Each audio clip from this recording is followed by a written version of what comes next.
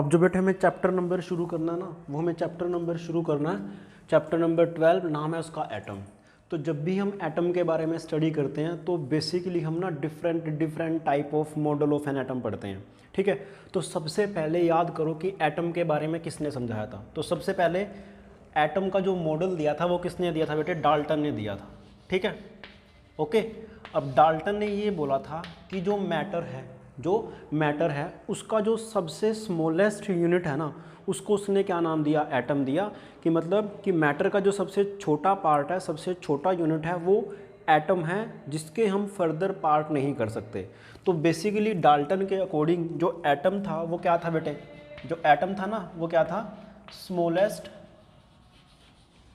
Smallest unit of matter था, okay, ठीक है जी, बहुत बढ़िया। अब उसके बाद कौन आया बेटे, उसके बाद कौन आया, बेसिकली उसके बाद आया जे थॉमसन। तो 1897 के अंदर 1897 के अंदर जैसे ही जे थॉमसन ने किसका खोज किया, इलेक्ट्रॉन का। जे थॉमसन ने 1897 के अंदर जैसे ही जे थॉमसन ने इलेक्ट्रॉन का खोज किया ना, तो फिजिक्स के अंदर क्या आ गया बेटे, मतलब एक भूचाल सा आ गया, ऐसा मान करके चल कि बहुत सारी जो चीज़ें थी ना उनके लिए एक नई चीज़ उसने पैदा कर दी। जे थॉमसन ने उसने एक एक्सपेरिमेंट करा जिसके अंदर उसने क्या करा बेटे, इलेक्ट्रॉन की डिस्कवरी की। अब ध्यान से सुन, जो इलेक्ट्रॉन है बेसिकली वो एक एटम का पार्ट है। तो डाल्टन बोल रहा है कि हम जो मैटर की सबसे स्मॉलेस्ट यूनिट है ना वो है एटम। अब उसने एटम में से किसको निकाल दिया बेटे, इलेक्ट्रॉन को निकाल दिया। तो बेसिकली उसने एटम को फर्दर डिवाइड कर दिया। तो अब ये जो उसने उसको डिवाइड कर दिया, तो डाल्टन बोल रहा है कि एटम के हम और फर्दर पार्ट नहीं कर सकते। अब ये जे थॉमसन कह रहा है कि नहीं, मैंने तो एटम में से क्या निकाल दिया बेटे, इलेक्ट्रॉन निकाल दिया। तो बोलता कि भाई ये तो उसकी लिमिटेशन बन जाएगी, किसकी, डाल्टन की। तो डाल्टन की क्या बन गई बेटे, लिमिटेशन बन गई क्या, कि जे थॉमसन ने एटम के फर्दर पार्ट कर दिए, ठीक है। अब ऐसे ही चलता रहा बेटे, हमारे पास ना क्या होता क्या रियलिटी में कि एक साइंटिस्ट आता है, वो एटम के बारे में समझाता है, फिर दूसरा आएगा, दूसरा क्या करे बेटे, दूसरा आएगा वो क्या करेगा कि पिछले वाले ने जो एटम के बारे में समझाया ना उसकी गलतियां निकाल देगा, अपनी तरफ से उसमें कुछ ऐड कर देगा, अपना मॉडल प्रस्तुत कर देगा। फिर उसके बाद क्या करेगा बेटे, नेक्स्ट साइंटिस्ट आएगा। अब वो नेक्स्ट साइंटिस्ट क्या करेगा, बेटे, एटम के बारे में समझाएगा, और फिर फर्दर नेक्स्ट वाला साइंटिस्ट क्या करेगा, उसकी लिमिटेशन निकाल देगा। याद करो, सबसे पहले डाल्टन आया था, फिर कौन आया था बेटे, जे थॉमसन। इसके बाद कौन आया था, Rutherford model of an atom आया था। उसके बाद कौन आया था बेटे, Bohr model of an atom आया था। उसके बाद समरफील्ड आया था। उसके बाद vector model of an atom आया था। तो टिल अप टू नाउ, आज की डेट में 117 मॉडल ऑफ एटम आ चुके हैं, ठीक है। तो होता क्या है कि एक प्रस्तुत किया जाता है, अगले वाला उसकी लिमिटेशन निकाल देता है, तो उस, ठीक है, और अपना कुछ ऐड कर देता है। फिर क्या होता है, जो उसने ऐड करा है अगले वाला क्या करेगा, इसकी लिमिटेशन निकाल देगा और उसके अंदर अपने अंदर कुछ ऐड कर देगा, ठीक है। तो जे थॉमसन ने हमें ये बताने की कोशिश करी बेटे क्या, कि जो एटम है ना, एटम एक स्फेरिकल शेप का है, जिसके अंदर क्या बेटे, जो पॉजिटिव चार्ज है ना वो यूनिफॉर्मली डिस्ट्रीब्यूट है। पॉजिटिव चार्ज क्या बेटे, यूनिफॉर्मली डिस्ट्रीब्यूट है। पॉजिटिव चार्ज क्या है, यूनिफॉर्मली डिस्ट्रीब्यूट है, ठीक। सिमिलरली जो इलेक्ट्रॉन्स है ना वो उसके अंदर धसे पड़े हैं, क्या है, उसके अंदर धसे पड़े हैं। आप इस मॉडल को कुछ इस तरह से मान सकते हो जैसा कि वाटरमेलन होता है।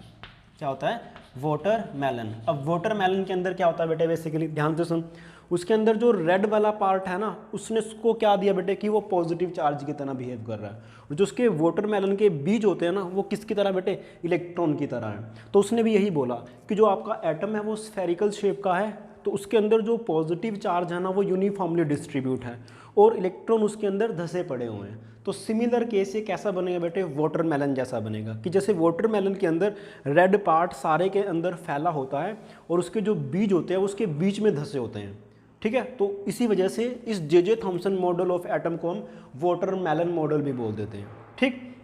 ओके जी, अब आगे बढ़ते हैं बेटे। फिर इसके बाद कौन से साइंटिस्ट आए उसके बाद कौन से साइंटिस्ट आए बेटे, कौन से वाले साइंटिस्ट आए, रदरफोर्ड आए। अब रदरफोर्ड ने फिर अपना मॉडल प्रस्तुत किया, उसने इस जे थॉमसन की कुछ लिमिटेशंस निकाल दी, ठीक है। अब हमें उसी के बारे में स्टडी करना है। अब उसको स्टडी करने से पहले हमें क्या करना पड़ेगा बेटे, हमें स्टडी करना है किसके बारे में, emission spectra and absorption spectra, ठीक। Emission spectra and absorption spectra बेटे। तो रदरफोर्ड को डिस्कस करने से पहले हमें एमिशन स्पेक्ट्रा और एब्जॉर्प्शन स्पेक्ट्रा समझना है। तो मैं हेडिंग डाल रहा हूं बेटे, क्या क्या है, एमिशन स्पेक्ट्रा,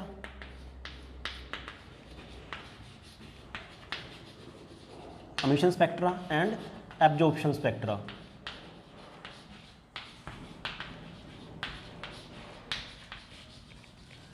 ठीक है, चलिए जी, बहुत बढ़िया। अब एमिशन स्पेक्ट्रा और एब्जॉर्प्शन स्पेक्ट्रा क्या होता है, इसके बारे में डिटेल से स्टडी कर रहे हैं बेटे। आपने सुना होगा कि जब आपने चैप्टर नंबर पढ़ा था 8th चैप्टर क्या था बेटे, इलेक्ट्रोमैग्नेटिक वेव था। तो उसके अंदर आपने क्या देखा था, उसके अंदर आपने ना एक इलेक्ट्रोमैग्नेटिक स्पेक्ट्रम पढ़ा था, जिसके अंदर क्या था, अब अच्छा रियलिटी में हो क्या रहा बेटे यहाँ पे। अगर मैं आपको इलेक्ट्रोमैग्नेटिक वेव का थोड़ा सा ब्रीफली समराइज़ कराने की कोशिश करता हूँ, तो ध्यान से सुनना कि क्या था उस चैप्टर के अंदर। एक्चुअल में सबसे पहले ये ऑब्जर्व किया गया कि जो सन है ना, उससे हमें कौन सी वाली रेडिएशन मिल रही है बेटे, विजिबल वाली रेडिएशन मिल रही है। क्या मिल रही है बेटे, विजिबल रेडिएशन मिल रही है, ठीक है। विजिबल मतलब कि यहाँ पे क्या आएगा बेटे, विबग्योर, ठीक, इस तरह से बेटे क्या आएगा यहाँ पे, विबग्योर हमें मिल रहा है, ओके। अब बेसिकली जो लाइट है ना, वो लाइट 7 कलर से मिल करके बनी है, वो क्या है बेटे, विबग्योर है। और हम पहले भी पढ़ चुके हैं कि जो बेटे लाइट है ना, वो एक तरह से वेव की तरह भी काम करती है, जैसे आपने इंटरफेरेंस और डायफ्रैक्शन के अंदर पढ़ा था। अब ये जो विबग्योर है बेसिकली, इसका क्या बेटे, अगर वो वेव की तरह बिहेव करती है लाइट, तो ऑब्वियसली कि उसका क्या बेटे अपना वेवलेंथ है। तो मैंने ये देखा है, क्या हमने ये ऑब्जर्व करा कि इसका जो वेवलेंथ रेंज आता है वो 3800 एंगस्ट्रॉम से लेकर के 7800 एंगस्ट्रॉम तक आ जाता है, ठीक है। तो सबसे पहले ये ऑब्जर्व किया गया कि सन से हमारे पास ये वाली रेडिएशन आ रही है, कौन सी वाली बेटे, विजिबल लाइट आ रही है। विजिबल लाइट मतलब एक तरह से ऐसे मान कर चल उसकी रेंज इतनी है। फिर हमने ये भी ऑब्जर्व करा कि सन से विजिबल के साथ साथ क्या क्या आ रहा बेटे, उसके साथ आ रहा है इंफ्रारेड वेव भी आ रही है, इंफ्रारेड वेव। फिर हमने देखा कि अल्ट्रावायलेट भी आ रही है भाई उसके पास है, तो अल्ट्रावायलेट रे बेटे, ठीक है। फिर हमने फर्दर ऑब्जर्व किया उसको ध्यान से कि सन से क्या क्या आ रहा है हमारे पास, कौन कौन सी रेडिएशन आ रही हैं, तो इंफ्रारेड वेव भी थी उसके अंदर। फिर हमने देखा बेटे कि यहाँ पे रेडियो वेव भी है, रेडियो वेव भी है यहाँ पे, और क्या है बेटे यहाँ पे माइक्रोवेव भी है, ठीक है। और इसके नीचे क्या था बेटे, इसके नीचे था हमारे पास एक्सरे, और यहाँ पे क्या था बेटे गामा रे। ध्यान से सुन, याद करने का तरीका ये है कि जो विबग्योर आएगा ना, जो विजिबल लाइट आएगी वो सेंटर में आएगी, मतलब टोटल 7 है, ये आती तो और भी है बट मेनली ये 7 है। तो जो नीचे है ना, नीचे वाली 3 वो रे होती हैं, और जो ऊपर वाली बेटे वो क्या है, वेव है।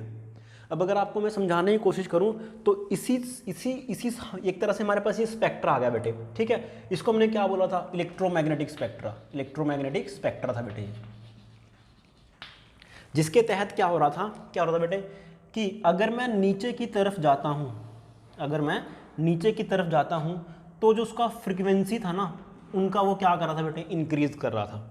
सिमिलरली जैसे ही मैं ऊपर की तरफ जाता हूं, तो ऊपर की तरफ जाने से क्या हो रहा था, लैम्डा मेरे पास इंक्रीज कर रहा था इन वेव का।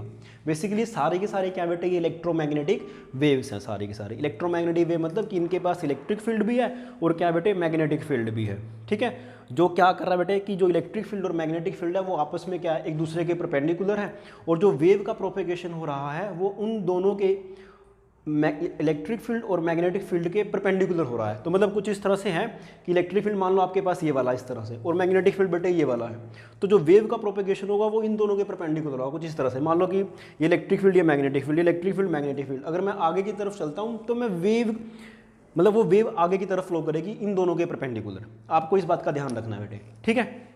चलिए जी, ओके। अब इनकी बेटे ये क्या फ्रीक्वेंसी है, ये क्या बेटे लैम्डा है। तो ऑब्वियस बात है कि रेड कलर की जो वेवलेंथ होती है वो सबसे ज़्यादा होती है।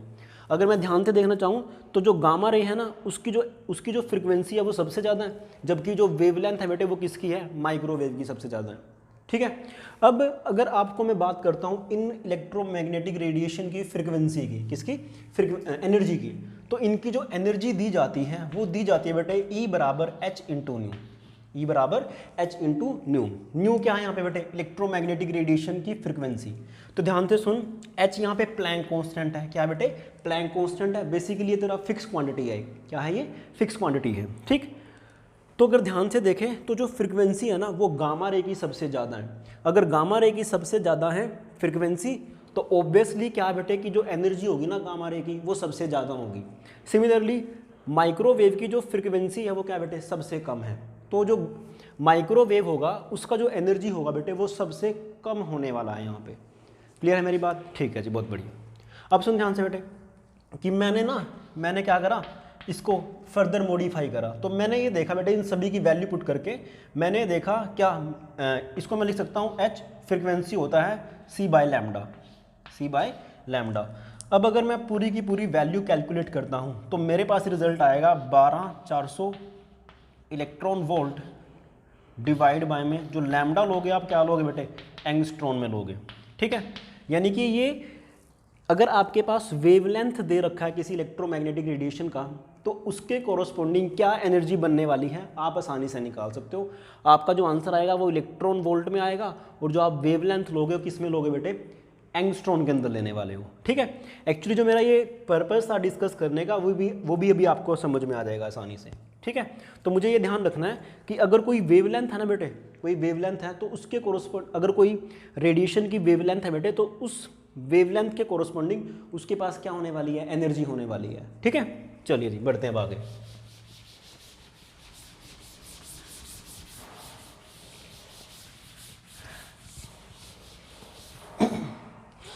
अभी भी मैंने आपको समझाया कि जो इलेक्ट्रोमैग्नेटिक स्पेक्ट्रा आया था उनमें इलेक्ट्रोमैग्नेटिक रेडिएशन की जो एनर्जी आई थी वो कितनी आई थी, 12400 इलेक्ट्रॉन वोल्ट डिवाइड बाय में बेटे लैम्डा इन एंगस्ट्रॉन। यानी कि 1 जो एंगस्ट्रॉन है वो किसके बराबर है, 10 की पावर माइनस के 10 मीटर के बराबर है, ठीक है जी, बहुत बढ़िया। अब आगे सुन ध्यान से, क्या है, अब हमने क्या करा बेटे कि हमने क्या करा बेटे कि हमने ना एक गैस ली, पहले तो हमने एक ट्यूब ले ली, क्या ले ली, एक ट्यूब ले ली। उस ट्यूब के अंदर मतलब ऐसा मान लो कि ग्लास ट्यूब थी, उसके अंदर हमने ना गैस फिल कर दी बेटे। और वो गैस कोई सी भी हो सकती है, चाहे वो हाइड्रोजन हो, चाहे वो हीलियम हो, चाहे वो नियोन हो, चाहे वो बेटे आर्गन हो, कोई सी भी गैस हो सकती है, डोंट वरी, कैसी भी मान लो, ठीक। हमने क्या करा, इधर से ना डिफरेंट रेडिएशन इसके ऊपर हमने फॉल करवाई। मतलब डिफरेंट रेडिएशन कहने का मेरा मतलब ये है कि हमने डिफरेंट वेवलेंथ की रेडिएशन हमने फॉल करा दी इसके ऊपर, ठीक है। ओके, वो हमने किस में से पास कराई बेटे, हमने गैस में से पास करा दी। वो गैस कोई सी भी हो सकती है। सपोज कर हम ज़्यादातर जो मॉडल लेते हैं ना वो हाइड्रोजन एटम के ऊपर लेते हैं, क्योंकि उसको पढ़ना बहुत आसान है हमारे लिए। तो इस साइड में हमने बीच में हमने ये रख दी बेटे, ये क्या बेटे, different radiation of different wavelength. मैं लिख दे रहा हूँ यहाँ पे, रेडिएशन ऑफ डिफरेंट वेवलेंथ,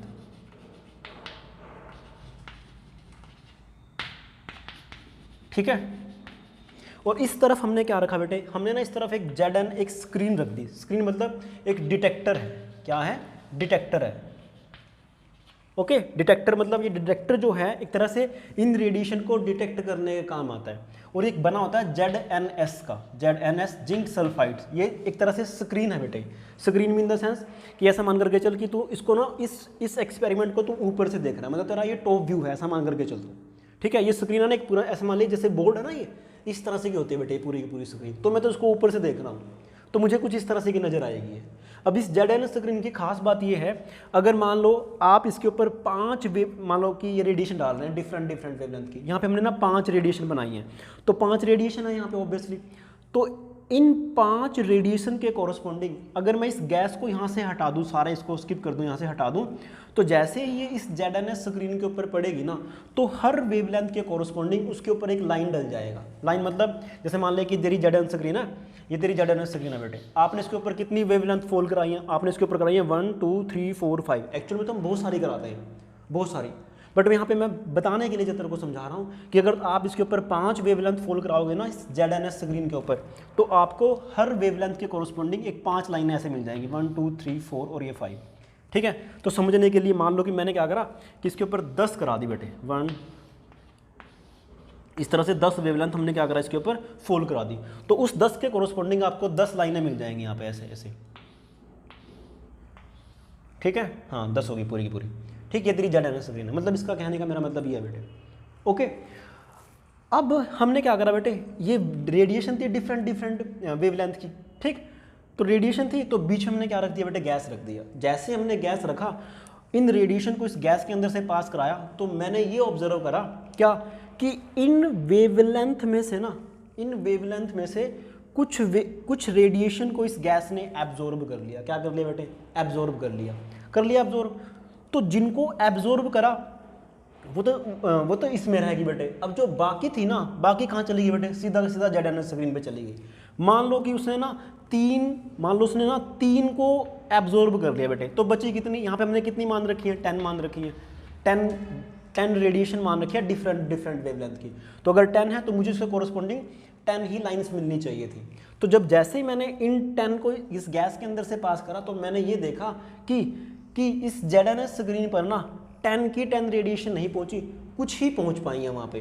कुछ को क्या करा बेटे, गैस ने एब्जॉर्ब कर लिया। मान ले उसने इन 3 को एब्जॉर्ब कर लिया। जैसे इन 3 को एब्जॉर्ब करा तो हमने ये देखा कि जो जेड स्क्रीन है ना, उसके पास केवल और केवल कितनी वो आई है बेटे, 7 आई है, 1 2 3 4 5 6 और ये 7।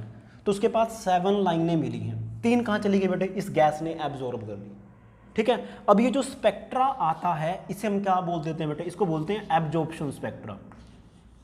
क्या बोलते हैं इसको बेटे, एब्जॉर्प्शन स्पेक्ट्रा। ठीक है, ओके जी, ठीक है जी। हमने क्या करा बेटे, इसने एब्जॉर्ब कर लिया, चलो जी बहुत बढ़िया कर लिया। अब उसके बाद क्या करते हैं बेटे, हम इन रेडिएशन को ना इसके ऊपर डालना बंद कर देते हैं और इस जेड स्क्रीन को रिप्लेस करते हैं एक नई वाली स्क्रीन से।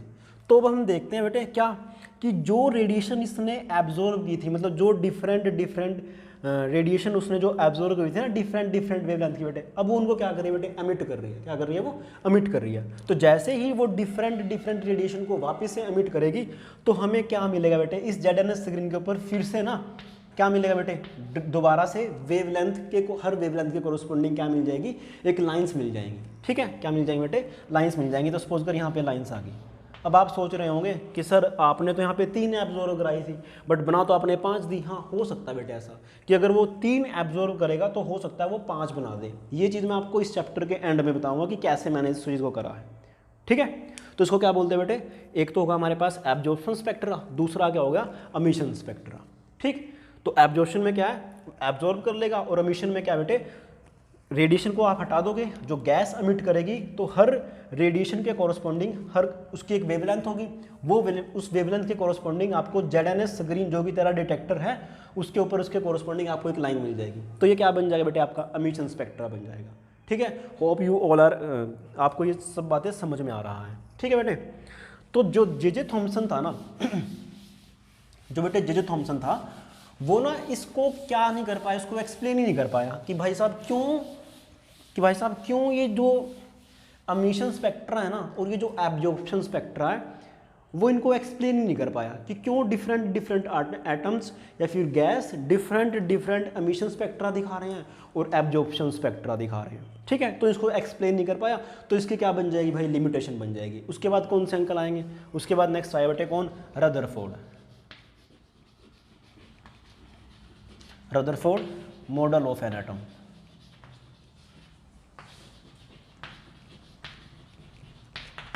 ठीक है, उसके बाद किसने दिया बेटे हमें, रदरफोर्ड मॉडल ऑफ एटम दिया हमें। ओके, चलिए इसके बारे में स्टडी करते हैं।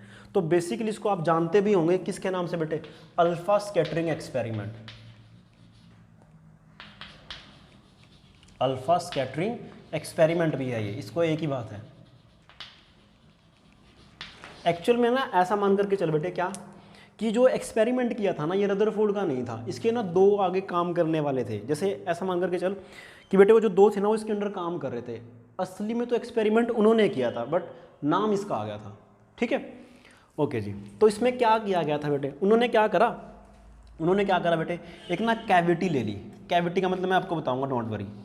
ठीक, उन्होंने किस तरह से कैविटी ले ली। ओके, उस कैविटी के अंदर ये हमने क्या बनाई बेटे, कैविटी बना ली। उस कैविटी के अंदर उसने एक रेडियो एक्टिव एलिमेंट रख दिया। ये क्या बनाया बेटे हमने, रेडियो एक्टिव एलिमेंट।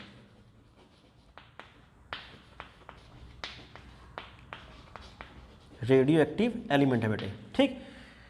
अब इस रेडियो एक्टिव एलिमेंट की प्रॉपर्टी ये है कि ये क्या कर रहा है बेटे, हमारे पास ना पार्टिकल्स एमिट करता है कॉन्टिन्यूसली। कौन से वाले पार्टिकल बेटे, यहाँ पे मान करके चल कि उसने अल्फा पार्टिकल्स एमिट करे, अल्फा पार्टिकल्स। अब अल्फा पार्टिकल्स की प्रॉपर्टी क्या है, अल्फा पार्टिकल्स की प्रॉपर्टी ये है क्या कि जो अल्फा पार्टिकल होता है ना वो कौन सा बेटे, He2 पॉजिटिव। बेसिकली जो हीलियम है उसका जो एटॉमिक नंबर है वो बेटे 2 है और जो मास नंबर है क्या बेटे 4 है। अब एटॉमिक नंबर 2 का मतलब क्या है कि उसके पास 2 इलेक्ट्रॉन है और 2 ही क्या बेटे प्रोटॉन है। तो जब उसके दोनों की दोनों आप क्या निकाल दोगे बेटे, इलेक्ट्रॉन निकाल दोगे तो उसके ऊपर 2 पॉजिटिव चार्ज आ जाएगा, आ गया। तो उसे ही हम क्या बोल देंगे बेटे, अल्फा पार्टिकल बोल देंगे, ठीक है। तो इसके पास क्या बेटे 2 तो प्रोटॉन है और 2 क्या बेटे न्यूट्रॉन है, 2 क्या है न्यूट्रॉन है, ठीक। और ये बात आपको मैंने पहले भी समझाई थी कि एक जो मास ऑफ प्रोटॉन होता है वो 1837 मास ऑफ इलेक्ट्रॉन के बराबर होता है। यानी कि अगर आपके पास एक तराजू है, एक तरफ आप एक प्रोटॉन रखो तो उस तराजू को बैलेंस करने के लिए आपको 1837 इलेक्ट्रॉन रखने पड़ेंगे, ठीक है। और लगभग इन दोनों का जो मास होता है वो लगभग बराबर सा होता है, ठीक है। तो मतलब 4 की मल्टीप्लाई कर ले तो इतने नंबर ऑफ इलेक्ट्रॉन, मतलब 4 हैं ये प्रोटॉन और न्यूट्रॉन ओवरऑल, तो इसकी मल्टीप्लाई 4 से कर ले बेटे। तो इन 4 को अगर एक साइड में रखते हो तो आपको 4 मल्टीप्लाई दिस टर्म, इतने नंबर ऑफ इलेक्ट्रॉन रखने पड़ेंगे ताकि आप क्या करो बेटे, तराजू को बैलेंस आउट कर लो, ठीक है जी। ओके जी, बहुत बढ़िया। अब अल्फा जो पार्टिकल है उसके ऊपर चार्ज कितना बेटे, 2e चार्ज है। 2e का मतलब क्या बेटे, 2 इंटू 1.6 इंटू 10 की पावर माइनस के 19 कूलम उसके ऊपर क्या आया है, चार्ज आया है। क्लियर है मेरी बात, ठीक है जी, बहुत बढ़िया। हाँ, अब ये जो रेडियो एक्टिव एलिमेंट है ना ये कॉन्टिन्यूसली क्या कर रहा है बेटे, अल्फा पार्टिकल एमिट कर रहा है। ये जो हमने कैविटी लिया है, इस कैविटी का मतलब ये है बेटे क्या कि जो कैविटी है ना वैसे तो वो चारों डायरेक्शन में अल्फा पार्टिकल एमिट कर रहा है, बट हम चाह रहे हैं कि वो एक पर्टिकुलर डायरेक्शन के अंदर क्या करें बेटे, अल्फा पार्टिकल्स को एमिट करने की कोशिश करें, ठीक है।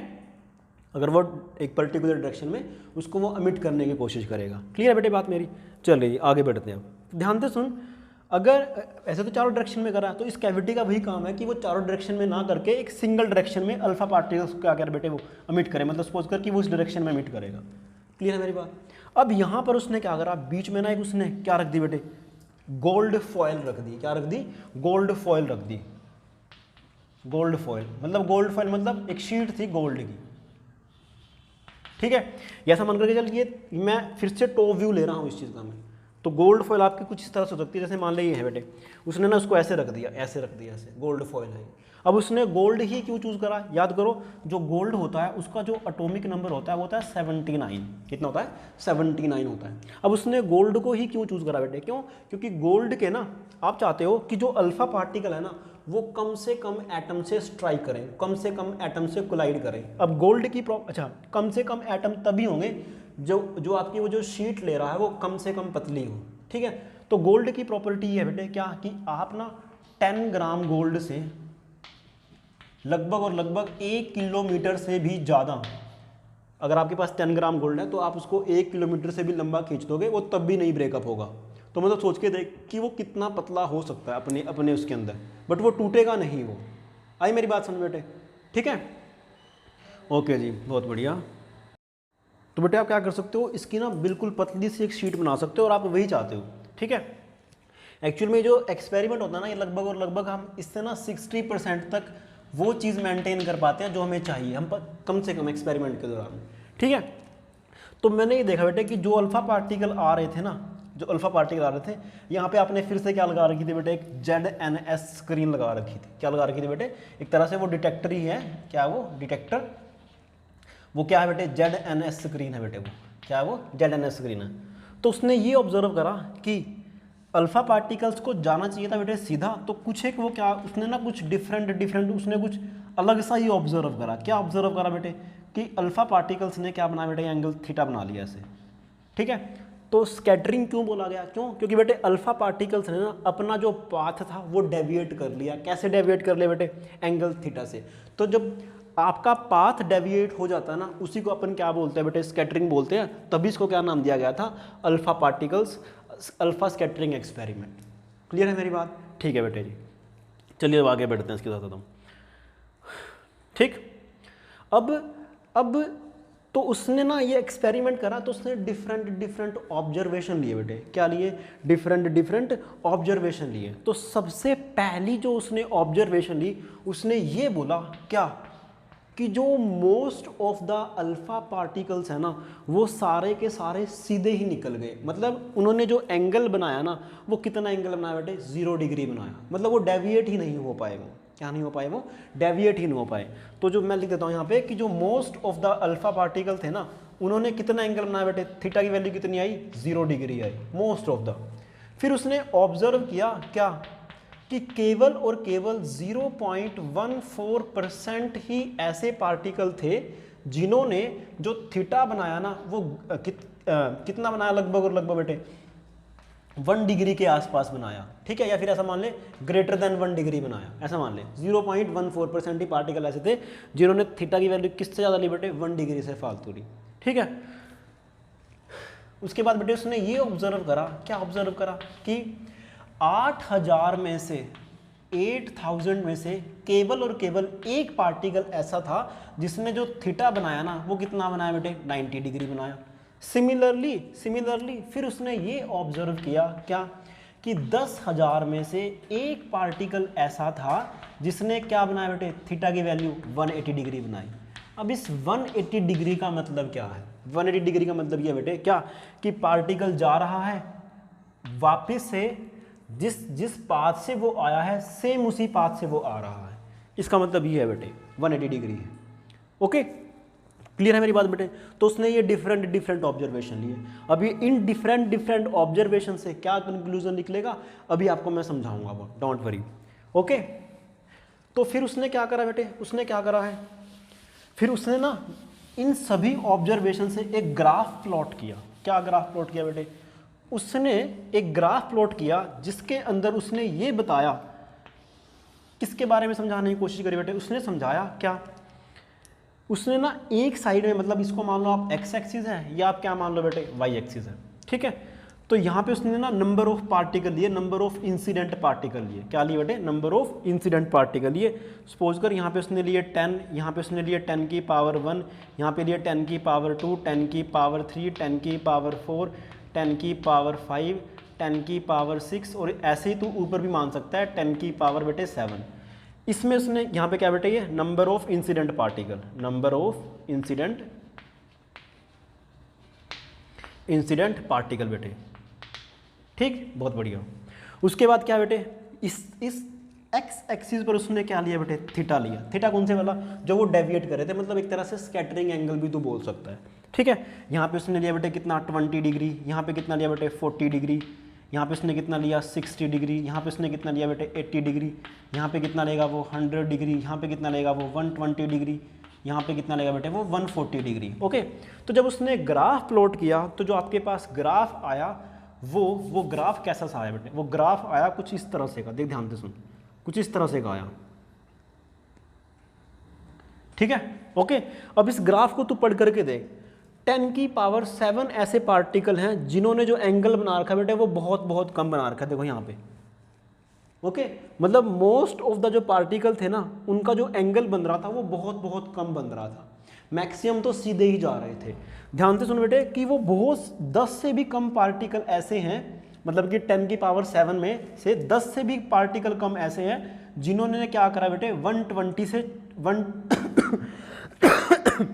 120 तक का एंगल बनाया है। अब 10 की पावर 7 कितना होगा बेटे? सपोज कर 10 की पावर 5 होता है 1 लाख, ये 10 लाख, तो 1 करोड़। 1 करोड़ में से लगभग और लगभग ऐसा मान कर चलो कि बहुत सारे कम ऐसे पार्टिकल थे जिन्होंने कितना एंगल बनाया बेटे? लगभग 120 का।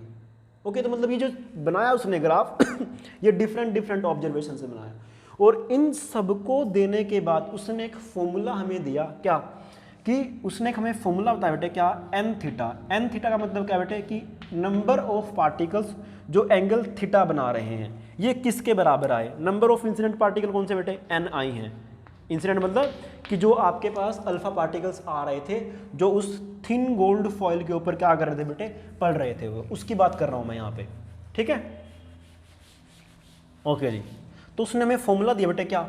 एन थीटा किसके बराबर आया? वो आया N I small N small n into T into Z square E की पावर 4 डिवाइड बाय में 4 पाई एप्सिलॉन नॉट का होल स्क्वेयर इंटू में 4 पाई एप्सिलॉन नॉट का होल स्क्वेयर इंटू में आर स्क्वेयर इंटू में साइन की power 4 theta by 2, sine की power 4 theta by 2। तो डरने वाली बात नहीं, मैं समझा रहा हूँ आपको, डोंट वरी। और इतना फॉर्मूला ना रटने वाली कोई बात नहीं है, ये जस्ट मैंने स्टाइल मारने के लिए लिखा है भी हाँ मुझे फॉर्मूला आता है। ये एक्चुअल में आपके सिलेबस में ये पूरा फॉर्मूला नहीं है, ठीक है। तो ये क्या डिफाइन करा बेटे, ऐसे पार्टिकल जिन्होंने एंगल थीटा बनाया है, वो डिपेंड करता है किसके ऊपर, एन आई क्या बेटे, जो तूने नंबर ऑफ इंसिडेंट पार्टिकल्स डाले थे, ठीक है। याद कर कि तो था क्या बेटे, यहाँ से अल्फा पार्टिकल्स आ रहे थे, ठीक है, एक कैविटी के अंदर से अल्फा पार्टिकल आ रहे थे। यहाँ पे उसने क्या लिया बेटे, यहाँ पे उसने थिन गोल्ड फॉइल ले ली, क्या ली थी यहाँ पे, गोल्ड फॉइल थी, याद कर। सिमिलरली यहाँ पे उसने क्या रखा बेटे, डिटेक्टर रखा था, बेसिकली ZNS स्क्रीन थी, ठीक है। तो कितने नंबर ऑफ पार्टिकल उसके ऊपर इंसिडेंट कर रहे थे, तो वो NI रिप्रेजेंट कर रहा है, बेसिकली NI तेरा यही है, ओके। स्मॉल n क्या है, ये जो तेरी गोल्ड फॉइल है ना, तो वो स्मॉल n रिप्रेजेंट करता है number of atom per unit volume in this gold foil. T क्या बेटे, इस गोल्ड फॉइल का थिकनेस कितना है। Z स्क्वायर क्या बेटे, Z कितना बेटे इसका गोल्ड का, वो था 79। सिमिलरली E की पावर 4 क्या बेटे, चार्ज की वैल्यू जो मैंने लिखी थी ना यहाँ पे, E बराबर 1.6 इंटू 10 की पावर -19 4 पाई एप्सिलॉन, आप जानते हो। R क्या बेटे, R है यहाँ से लेकर के यहाँ तक इनके बीच का डिस्टेंस ऑफ सेपरेशन। और साइन की पावर 4 थीटा बाय 2 क्या बेटे, थीटा क्या बेटे कि जितने एंगल वो बना रहे हैं। तो ये बेसिकली डिफाइन कर रहा है किसको, सपोज कर कि मैंने यहाँ पे थीटा की वैल्यू कितनी पुट कर दी बेटे, 30 डिग्री। तो जैसे ही आप यहाँ पे 30 डिग्री पुट करोगे तो आपके पास नंबर ऑफ पार्टिकल्स आ जाएंगे जिन्होंने एंगल 30 डिग्री बनाया था, यानी कि जिनका स्कैटरिंग एंगल कितना था, 30 डिग्री था, ठीक है। तो उस चीज़ को ये डिफाइन करा बेटे। चलिए जी, बहुत बढ़िया। अब रियलिटी में क्या है, आपके पास, आपको पूरा याद करने की ज़रूरत नहीं है, आपको जस्ट कितना याद रखना है, आपको जस्ट ये वाली चीज़ रिमेंबर रखनी है, ये वाली ही चीज़ आपको याद रखनी है, क्या कि ये वाली चीज़ आपको खाली याद रखनी है बेटे, क्या कि जो n थीटा होता है, n थीटा होता है वो इन्वर्सली प्रोपोर्शनल होता है किसके बेटे, 1/sin की पावर 4 थीटा बाय 2 के। तो बाकी टर्म्स ध्यान से देख बेटे, ये सारी की सारी क्या एक तरह से कांस्टेंट की तरह ही काम करती हैं, ठीक है। तो इसको मैं लिख सकता हूँ n theta equal to k/sin की पावर 4 थीटा बाय 2, ठीक है। तो आपको क्वेश्चन देगा क्या कि 100 पार्टिकल ऐसे हैं जिन्होंने एंगल बना रखा है बेटे 30 डिग्री। 100 पार्टिकल्स ऐसे हैं जिन्होंने एंगल बना रखा है 30 डिग्री। तो बताओ कितने पार्टिकल एंगल बनाएंगे, उसको मैंने x मान लिया, कितने पार्टिकल एंगल बनाएंगे, कितने पार्टिकल 60 डिग्री का एंगल बनाएंगे। तो इस तरह से आपको क्वेश्चन दे देगा।